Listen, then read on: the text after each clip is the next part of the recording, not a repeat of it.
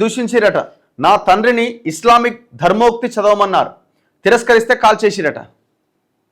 ఒక పాప చెప్తున్నదట, ఓ కుమార్తె కన్నీరు మున్నీరు, కశ్మీర్ ఉగ్రదాడిలో ఘోరం.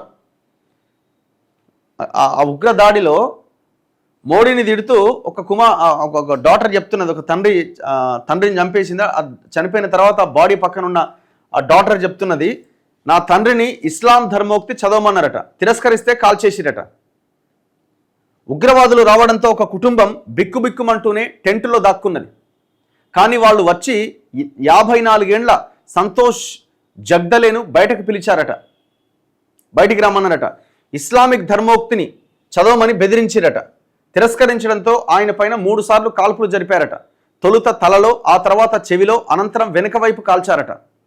దీంతో జగ్దలే కుప్పగూలిపోయాడు. ఇది కాశ్మీర్లోని పహల్గాంలో ఉగ్రవాదుల దారుణ మారణకాండకు సాక్ష్యం.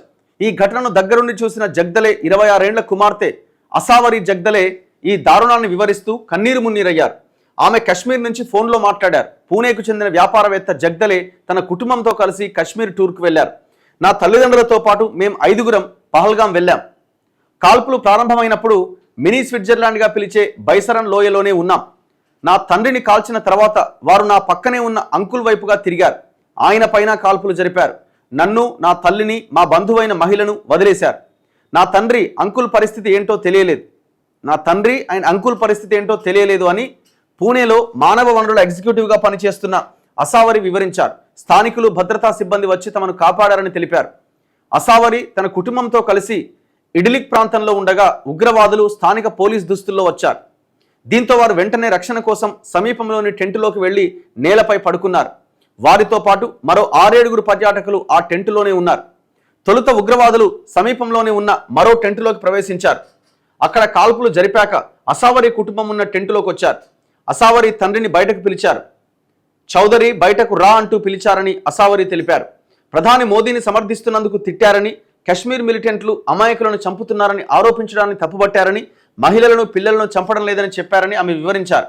ప్రధాని మోదీని దూషించారని తెలిపారు. ఆ తర్వాత తన తండ్రిని ఇస్లామిక్ ధర్మోక్తిని చదవమన్నారు, తిరస్కరించినందుకు కాల్ చేశారు. ఆ తర్వాత తన అంకుల్పై 4-5 రౌండ్లు కాల్ చేశారు. అనంతరం పలువురు పురుషులను కాల్ చేశారు. సహాయం చేసేందుకు ఎవరూ అక్కడ లేరని, 20 నిమిషాల తర్వాతే పోలీసులు, భద్రతా సిబ్బంది వచ్చారని తెలిపారు. ఉగ్రవాదులకు భయపడి స్థానికంగా ఉన్నవారు ఇస్లామిక్ ధర్మోక్తిని చదువుతూ ఉండిపోయారట. తమను పర్యాటక ప్రాంతానికి పోనీల్లో మోసుకెళ్లిన వారే సహాయం చేశారని, వారే తిరిగి తీసుకొచ్చారని అసావరి వివరించారు. ఆ తర్వాత ప్రాథమిక వైద్య పరీక్షలు చేశారు. పహల్గాం క్లబ్కు తరలించారని తెలిపారు. సాయంత్రం 3 గంటల సమయంలో కాల్పులు జరిగినాయని వెల్లడించారట. ఎంత భయంకరమైన విషయం చూడండి.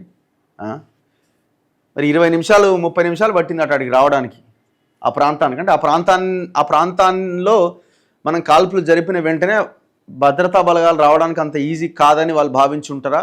ఏదో మొత్తానికైతే రకరకాలుగా రెక్కి నిర్వహించిన తర్వాత ఈ అత్యంత దారుణమైన దుర్మార్గానికి, ఈ అరాచకానికి పాల్పడినట్టు మనకు కనబడతా ఉన్నది.